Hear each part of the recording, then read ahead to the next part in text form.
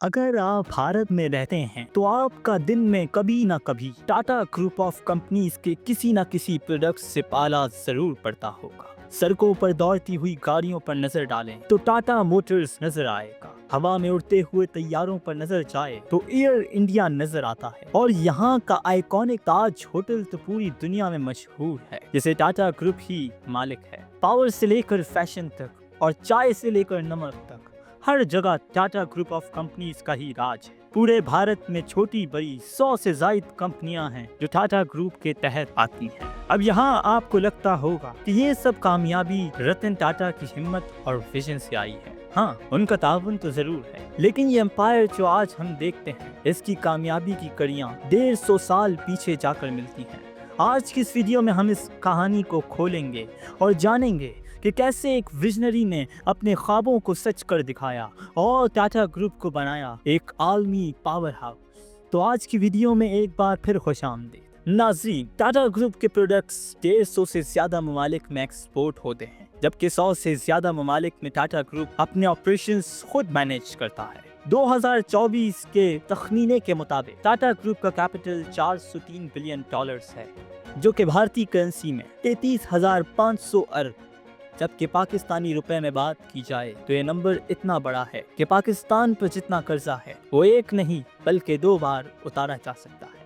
गाड़ियां हो या ज्वेलरी, नमक हो या पत्ती, एयरलाइन इंडस्ट्री से लेकर रियल एस्टेट सर्विस तक टाटा ग्रुप 24 से ज्यादा प्रोडक्ट्स या सर्विसेज में अपने पैर जमाए बैठा है। कामयाबी के सफर का आगाज रतन टाटा के दादा नहीं बल्कि परदादा जमशेदजी टाटा ने आज से 156 साल पहले सिर्फ 163 रुपए से किया था। जमशेद जी अपने वालिद के साथ कपास की ट्रेडिंग का काम करते थे और 1868 में उन्होंने अपनी खुद की ट्रेडिंग कंपनी की बुनियाद रखी। जो कपास वो बेचते थे वो ज्यादातर एक्सपोर्ट होती थी और इसमें से कुछ टेक्सटाइल मिल्स खरीद कर कपड़े की सूरत में बेचती थी। इस तरह जमशेद जी टाटा को आइडिया आया कि कपास बेचने के साथ साथ वो एक टेक्सटाइल मिल भी लगा ले, लेकिन मिल लगाने के लिए बहुत ज्यादा सरमायाकारी की जरूरत थी और इतने पैसे एक नए बिजनेस में लगाना काफी रिस्की था। इस वक्त चंचपोकली में एक ऑयल मिल काफी नुकसान में जा रही थी और आखिरकार वो बैंकरप्ट हो गई।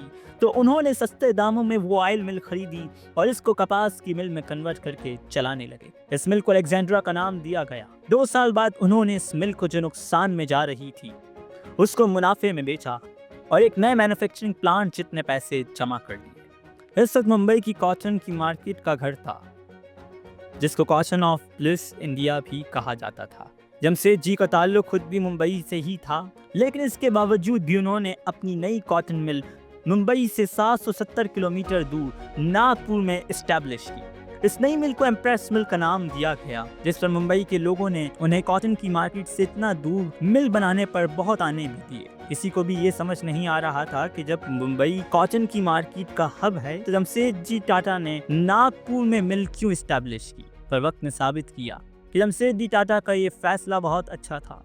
पहला ये कि खाम माल यानी कि कपास की फसलें ज़्यादातर नागपुर के करीब होती थी, जिसकी वजह से खाम मिल की सप्लाई का उन्हें कोई मसला नहीं होता था। दूसरा रीजन ये था वाटर सप्लाई। कपास को कपड़ा बनाने के प्रोसेस के दौरान बहुत सारा पानी चाहिए होता है और नागपुर के पास कई दरियाओं और झीलें हैं, जिनकी वजह से पानी की सप्लाई का भी मसला नहीं था। तीसरा रीजन था मजदूरों की अवेलेबिलिटी। क्योंकि मुंबई जैसे शहरों में मजदूरों की डिमांड ज्यादा थी, इस वजह से वहां अक्सर मजदूरों की शॉर्टेज रहती थी और शहर में कास्ट ज्यादा होने की वजह से वहां पर उनका रेट भी ज्यादा होता था। लेकिन नागपुर में बेरोजगारी ज्यादा होने की वजह से यहाँ रेट बहुत कम थे और अवेलेबिलिटी ज्यादा। अब क्योंकि इस एरिया में पहले कोई कॉटन मिल नहीं थी, इस वजह से वहाँ के मजदूर ज्यादा ट्रेंड नहीं थे। इन पर बहुत मेहनत करने की जरूरत थी। जमशेद जी ने देखा कि वर्कर्स काम पर ज्यादा तवज्जो नहीं देते, छोटी छोटी बात पर छुट्टी कर लेते हैं और ज्यादातर दिनों में ऐसा भी होता है कि 20% से ज्यादा वर्कर्स छुट्टी पर होते थे। ये बात जमशेद जी टाटा को बहुत परेशान किए रखी थी, लेकिन उन्होंने इस मसले के हल के लिए आज से 150 साल पहले एक ऐसा तरीका अपनाया जो आज के मॉडर्न एरा में भी तसव्वुर करना मुश्किल दिखाई देता है। انہوں نے ورکروں کو ڈانٹنے، ان کی سیلریز کاٹنے کے بجائے انہیں مزید سہولیات دینے کا فیصلہ کیا۔ انہوں نے ایک ایسی اسکیم انٹروڈیوس کی کہ ان کی فیکٹریز کے تمام ورکروں کو ریٹائرمنٹ کے بعد پینشن بھی ملے گی، ان کی میڈیکل انشورنس بھی کی گئی اور ان کی انٹرٹینمنٹ کے لیے اسپورٹس ڈے اور فیملی ڈے بھی رکھے گئے۔ زیادہ بہتر پرفارم کرنے والے ورکروں کو سب کے سامنے انعام بھی دیا جاتا تھا۔ یعنی یہ سب کچھ آج کے دور میں تو سمجھ آتا ہے، لیکن اس دور میں ایسا کرنا کسی خواب سے کم نہیں تھا۔ اور مزے کی بات یہ کہ ان کی یہ اسکیم کام بھی کر گئی۔ ورکروں نے خود کو ویلیو فیل کرنا شروع کر دیا، وہ کمپنی کو اپنی کمپنی سمجھ کر کام کرنے لگے۔ جمشید جی کا ماننا تھا کہ بھارت کو مضبوط بنانے کے لیے ہر چیز کا بھارت میں ہی مینوفیکچر ہونا بہت ضروری ہے، اور اپنا یہی مشن لیے وہ کوشش کرتے گئے۔ انہوں نے مزید کمپنیاں لگانا شروع کر دی۔ اس وقت سلک بہت پریمیم کپڑا سمجھا جاتا تھا، اور اس میں سب سے ای کلاس سلک فرانس سے امپورٹ ہوتا تھا۔ جمشید جی فرانس گئے اور سلک وارم پوری دنیا میں بہترین سلک پروڈیوس، اور وہاں سے فرینچ سلک وارم کی بریڈ بھارت میں لے کر آئے۔ لیکن مسئلہ یہ تھا کہ یہ سلک وارم صرف یورپ کے کلائمیٹ میں ہی اچھی پروڈکشن دینے کی قابلیت رکھتے تھے، بھارت میں ان کا سروائیو کرنا کافی مشکل تھا۔ لہٰذا انہوں نے بنگلور میں ایک ایسا سلک فارم اسٹیبلش کیا جہاں کا کلائمیٹ اس خاص سلک وارم کے لیے کافی بہتر تھا، لیکن پرفیکٹ نہیں تھا۔ شروع میں انہیں کافی مشکلات کا سامنا کرنا پڑا، جیسا کہ فرینچ سلک وارم میں اکثر بیماریاں پھوٹ پڑتی تھیں۔ ان مسائل کو فکس کرنے کے لیے پہلی بار کنٹرولڈ انوائرمنٹ میں سلک وارم کی فارمنگ کا کانسیپٹ بھی جمشید جی ٹاٹا ہی لے کر آئے۔ خوش قسمتی سے یہ ایکسپیریمنٹ کام کر گیا، اور اس طرح جمشید جی ٹاٹا سلک کی صورت میں بھارت کو بہترین سلک بنانے کے قابل کرنا دیا۔ آج بھارت دنیا کے سب سے بڑے سلک پروڈیوسروں میں سے ایک ہے، اور یہ سب ان پہلے ایکسپیریمنٹس، انوینشنز اور ریسرچ کی وجہ سے ممکن ہو پایا۔ اس وقت بھارت میں برطانوی ایسٹ انڈیا کمپنی اور فرینچ ایسٹ انڈیا کمپنی کا راج تھا۔ جمشید جی نے فرینچ ایسٹ انڈیا کمپنی کو ٹارگٹ کیا اور 1885 میں پوڈوچری میں ایک کمپنی بنائی، جس کا مقصد صرف اور صرف بھارتی ٹیکسٹائلز کو فرینچ کالونی کے درمیان انٹروڈیوس کرانا تھا۔ لیکن یہ آئیڈیا کم ڈیمانڈ کی وجہ سے کامیاب نہیں ہوا۔ کپاس کے علاوہ وہ اپنا نیٹ ورک اور بھی بڑھانا چاہتے تھے۔ وہ چاہتے تھے کہ بھارت میں جو بھی چیزیں استعمال ہوتی ہیں وہ پوری طرح بھارت میں ہی مینوفیکچر ہوں۔ ان کے ٹوٹل 4 خواب تھے: آئرن اور اسٹیل کی مینوفیکچرنگ، ہوٹل، ایجوکیشن اور ہائیڈرو الیکٹرک پلانٹ۔ پر صرف ہوٹل ہی وہ ایسا خواب تھا جس کو وہ پورا ہوتے دیکھ پائے، اور یہ تھا تاج محل ہوٹل، جو 1903 میں کمپلیٹ ہوا۔ جب تاج محل ہوٹل پہلی بار کھولا گیا تو یہ بھارت کا پہلا ہوٹل تھا جس میں الیکٹرسٹی کنیکشن تھا۔ اس کے علاوہ امریکن فینس، جرمن ایلیویٹرز اور ترک حمام بھی اس میں انسٹال کیے گئے۔ شروع میں تاج محل ہوٹل کے رومز کا کرایہ صرف 7 روپے ہوا کرتا تھا، جس میں اٹیچ باتھ روم بھی شامل تھا۔ تاج محل ہوٹل کھولنے کے پیچھے کیا وجہ تھی، اس کے بارے میں کئی کہانیاں مشہور ہیں۔ کہا جاتا ہے کہ ایک بار جمشید جی کو ممبئی کے مشہور واٹسنز ہوٹل، جس کو آج ایسپلیٹ مینشنز بھی کہا جاتا ہے، میں جانے کی اجازت نہیں ملی، کیونکہ وہ صرف برطانویوں کے لیے بنایا گیا تھا۔ اسی وجہ سے انہوں نے تاج محل ہوٹل بنانے کا فیصلہ کیا۔ لیکن اس کہانی کو چارلس ایلن نامی ایک رائٹر نے جھوٹا قرار دیا اور لکھا کہ جمشید جی اتنی چھوٹی سی بات کو دل پر نہیں لے سکتے تھے، بلکہ انہیں اپنے شہر ممبئی سے کافی لگاؤ تھا اور اپنے ہوم ٹاؤن کو ایک گفٹ دینا چاہتے تھے۔ تاج محل ہوٹل کو اس طرح سے ڈیزائن کیا گیا کہ اس کے ہر روم سے سمندر کا منظر اس طرح دکھائی دے کہ ایسے معلوم ہو کہ ہوٹل سمندر کے اوپر فلیٹ کر رہا ہے۔ اس دور میں برطانوی تیزی سے پورے برطانوی بھارت میں ریلوے نیٹ ورک بچھا رہے تھے، جس میں لگنے والا ہزاروں لاکھوں ٹن لوہا برطانیہ سے امپورٹ کیا جاتا تھا۔ جمشید جی کا خواب تھا کہ وہ بھارت میں ہی اسٹیل مینوفیکچر کریں۔ اس کے نتیجے میں انہوں نے پورے بھارت میں اسٹیل بنانے کے لیے آئرن ریزرورز کو ڈھونڈنا شروع کر دیا۔ 17 سال تک یہ تلاش جاری رہی اور آخرکار بنگال میں آئرن ریزرورز مل گئے۔ 1895 پر اسٹیل پلانٹ کا آغاز کر دیا گیا، لیکن بدقسمتی سے اسٹیل بنتے ہوئے دیکھنا جمشید جی کے نصیب میں نہیں تھا۔ 1904 میں جمشید جی کی موت ہو گئی اور ان کے ادھورے مشن کو آگے بڑھانے کے لیے ان کے بیٹے دوراب جی ٹاٹا کو میدان میں آنا پڑا۔ इस मिशन को आगे बढ़ाते हुए 1907 में iron and steel company establish कर दी गई, जिसे आज टाटा स्टील के नाम से जाना जाता है। ये एशिया का सबसे पहला स्टील प्लांट था और वर्ल्ड वॉर 1 में इसी प्लांट के जरिए बरतानियों ने अपनी स्टील की डिमांड को पूरा किया। दोराबजी टाटा की सरबराही में टाटा ग्रुप मजीद तेजी से तरक्की करने लगा और 1910 में टाटा पावर के नाम से भारत की पहली हाइड्रो इलेक्ट्रिक कंपनी स्टैब्लिश कर दी गई, जहां पर नेचुरल वाटरफॉल्स और आर्टिफिशियल झीलों की मदद से इलेक्ट्रिसिटी जनरेट होने लगी और कई बड़ी इंडस्ट्रीज को इसी पावर प्लांट की तरफ से इलेक्ट्रिसिटी सप्लाई करना शुरू कर दी गई। इस वक्त चूंकि साइंस पूरी दुनिया में तरक्की कर रही थी और टाटा ग्रुप भारत को किसी सूरत पीछे नहीं देखना चाहता था, इसीलिए उन्होंने Indian institute of science Bangalore की बुनियाद रखी ताकि साइंस और रिसर्च की फील्ड में दुनिया का मुकाबला किया जा सके। और इसी इंस्टीट्यूट ने भारत को अपना पहला कंप्यूटर और पहला एयरक्राफ्ट बनाने में काफ़ी मदद भी की।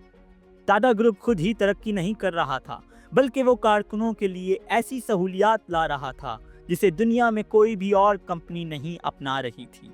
कारकुनों की शिफ्ट को 8 घंटे तक महदूद किया गया ताकि वो जल्दी फारिग होकर घर वापस जाएं और अपनी फैमिलीज के साथ वक्त गुजारें। और आज टाटा की ये पॉलिसी, जो आज से 100 साल पहले इंट्रोड्यूस करवाई गई थी, पूरी दुनिया में काम कर रही है। यहाँ दोराबजी टाटा की जिंदगी को भी फुल स्टॉप लग गया। 1932 में उनकी मौत हो गई, लेकिन इन 28 सालों में उन्होंने टाटा ग्रुप को स्टील, पावर, साइंस और कई दीगर चीज़ों से नवाजा। दोराबजी के बाद टाटा ग्रुप की जिम्मेदारी उनके एक फैमिली मेंबर J.R.D. टाटा के हाथों में आ गई।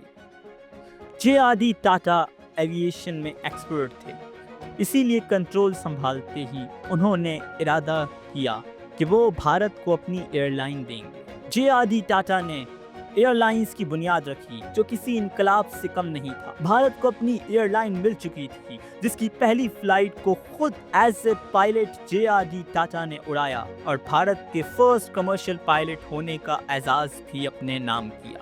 लेकिन 1947 में इंडिपेंडेंस मिलने के बाद भारत में मौजूद काफ़ी इंडस्ट्रीज को इंडियन हुकूमत ने अपने कंट्रोल में ले लिया, जिसमें टाटा एयरलाइन भी थी और इसका नाम बदलकर एयर इंडिया रख दिया गया। अब बारी थी केमिकल इंडस्ट्री की।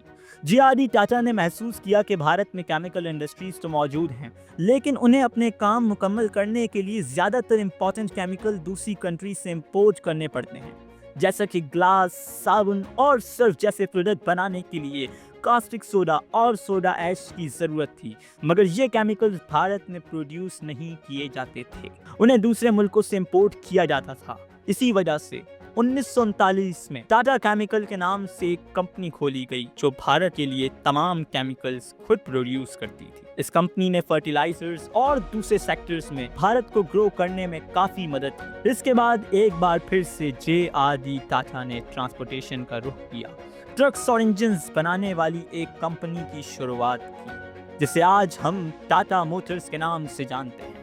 टाटा मोटर्स कई मॉडल्स की गाड़ियां, ट्रक्स और दूसरी व्हीकल्स बनाता है। टाटा मोटर्स आज भी भारत की मोटर इंडस्ट्री में एक बड़ा नाम है और यहाँ से गाड़ियाँ साउथ अफ्रीका भी भेजी जाती थी। इसके बाद 1960 में जब कंप्यूटर्स और टेक्नोलॉजीज की तरफ दुनिया बढ़ने लगी, तो टाटा ग्रुप भी पीछे न रहा। उन्होंने भारत की सबसे पहली सॉफ्टवेयर और IT कंपनी TCS यानी टाटा कंसल्टेंसी सर्विस बना दी। 1984 में J.R.D. टाटा ने महसूस किया कि भारत में लोग चाय बहुत शौक से पीते हैं, इसलिए टाटा ग्रुप ने चाय की डिमांड को पूरा करने के लिए भी कदम उठाया। उन्होंने टाटा टी के नाम से एक कंपनी शुरू की और वो कंपनी दुनिया की चाय बनाने वाली कंपनीज में आज तक एक बड़ा नाम है। इसके साथ साथ J.R.D. टाटा बूढ़े हो चुके थे, इसलिए उन्होंने बिजनेस की कमान संभालने के लिए अपनी जिंदगी में ही अपने एक फैमिली मेंबर को USA से भारत बुलाया। ये फैमिली मेंबर कोई और नहीं बल्कि सर रतन टाटा थे। शुरुआत में रतन टाटा को सिर्फ टाटा स्टील में जिम्मेदारियां दी गईं और उन्होंने टाटा स्टील को नुकसान से निकालकर मुनाफे तक पहुंचाया। J.R.D. टाटा बहुत मुतासिर हुए और इसी वजह से उन्होंने 1991 में रतन टाटा को टाटा ग्रुप का चेयरमैन बना दिया।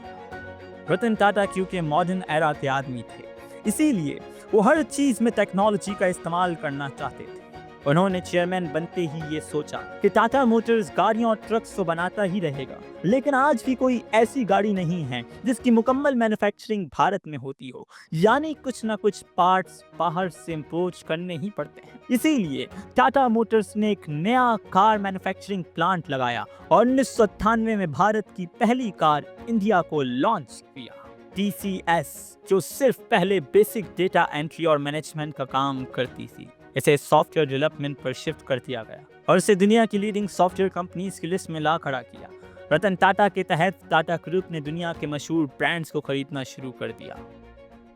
ٹاٹا نے اس وقت کی مشہور ٹی کمپنی ٹیٹلی ٹی کو ایکوائر کر لیا، ٹاٹا اسٹیل نے کورس گروپ کو اور ٹاٹا موٹرز نے جاگوار کو۔ ٹاٹا گروپ آج بھی تیزی سے ترقی کر رہا ہے اور زندگی کے ہر شعبے میں صرف بھارت ہی نہیں بلکہ دنیا بھر کے لوگوں کے لیے اپنا کردار ادا کر رہا ہے۔ یہ کسی ایک شخص کی محنت نہیں بلکہ 150 سال تک کئی لوگوں کے خون پسینے کا نتیجہ ہے۔ امید ہے کہ ہم یہ ویڈیو آپ لوگ بھرپور لائک اور شیئر کریں گے۔ آپ لوگوں کے پیار بھرے کمنٹس کا بہت شکریہ۔ ملتے ہیں اگلی شاندار ویڈیو۔